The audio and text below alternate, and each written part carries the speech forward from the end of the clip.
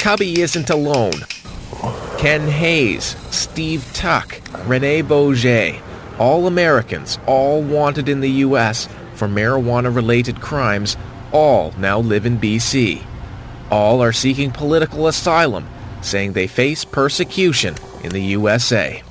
The Refugee Board will hear Kubby's claim first, and his case puts the Canadian government in an awkward position. Either turn away sick people who claim they'll be deprived of the medicine that eases their pain, or stand up to America's zero-tolerance drug policies and perhaps encourage a flow of pot refugees from down south. Federal authorities who maintain marijuana is addictive and its health benefits are inconclusive at best. In the United States, we base what is medicine on science. The Food and Drug Administration, the American Medical Association. We don't base it on what makes you feel good. That's snake oil. At the Office of National Drug Control Policy, Deputy Director Scott Burns says Kubby should face U.S. justice and sends this message to the Canadian government. Look, if they want to invite people to come to Canada to smoke and use marijuana, again, that's the province of an independent country. But it is illegal in the United States of America, and we believe it is a clear and present danger to our children and our citizens, and these folks know that. The Canadian government, it seems, can't agree on what to do about Steve Kubby. Immigration Canada won't talk about him. The RCMP raided his house last spring, seizing plants and grow-op equipment. But Health Canada gave Kubby its blessing last fall, a medical exemption, allowing him to grow and possess pot.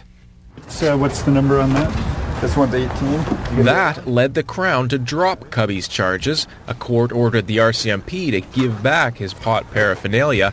The officers were all apologies. Well, you guys have been terrific. Thank you. Thank you. Well, I want to say thank you again. It's very important that you understand that this is just our job to investigate, okay?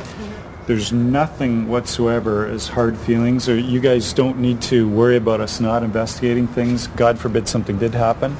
So, you know, you've got a security system in the house and all that kind of stuff, so you've done the smart stuff. So we're here for you. All right? I really feel that. Thank you very much. The Mounties also returned his homegrown, a display of Canadian tolerance Kubby clearly relishes. Well, we're not in Kansas anymore. Immigration Canada has picked up the tab for Kubby to pursue an experimental radiation treatment in Edmonton. He has high hopes. A little neck rub here. That'll probably make you feel better. Yeah, they tire you out, I know. Back in the United States, I would just be a trophy, a notch in someone's gun belt. And I don't want that for me or my family. He's come to represent a growing cultural gap between neighbors.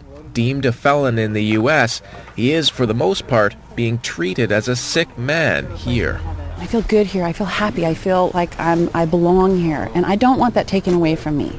It's now up to the Refugee Board to determine their future in Sechelt, to decide whether the reefer refugees are fleeing prosecution or persecution.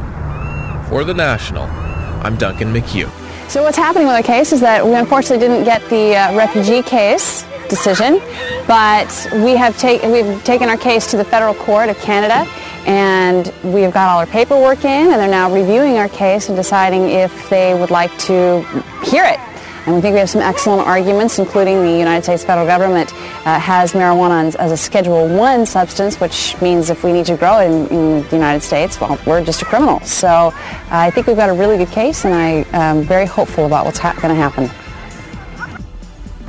You know, it's really great to be in a place where there's tolerance for other lifestyles. I mean, I've been sitting here for about 5 minutes smoking some medicine, and no one said a word about it, and I don't think anyone really cares. I'm sure they know that I'm smoking pot, but they just don't care. It's not an issue with anyone, and it's a wonderful feeling. It gives us a feeling for the first time in a long time like we're really part of the community and really accepted.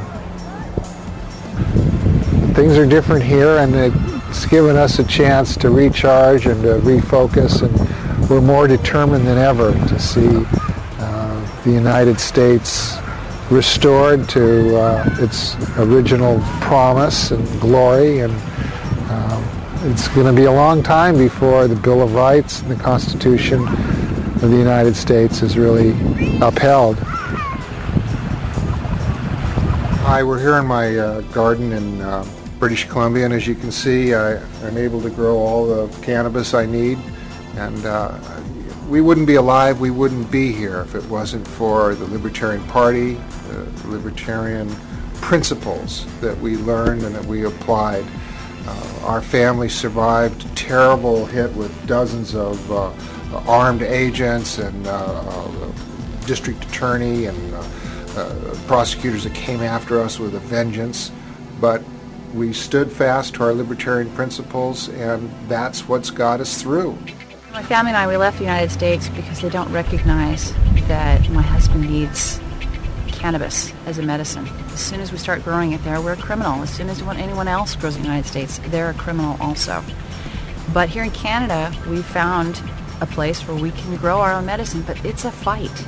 And we still have to fight up here. We were still arrested, we still have to prove things, and we still don't have any status here yet.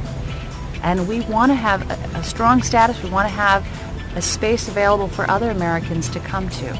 But we're going to need help. Our resources are limited. We're a single family fighting two governments on either side of the border. But we'll do that because I've seen the faces of patients in America that are frightened and don't know where to go and where to turn because their government doesn't recognize their medicine. This should never have been a political issue. It's a human rights issue. It's a medical issue. And that's what we're fighting for here in Canada, to show the United States that it is a simple issue of a patient needing to get access to their medicine. And until the United States allows patients to have access to their medicine like they do here in Canada, we will stay here and we will keep this beacon of light available for other patients from America.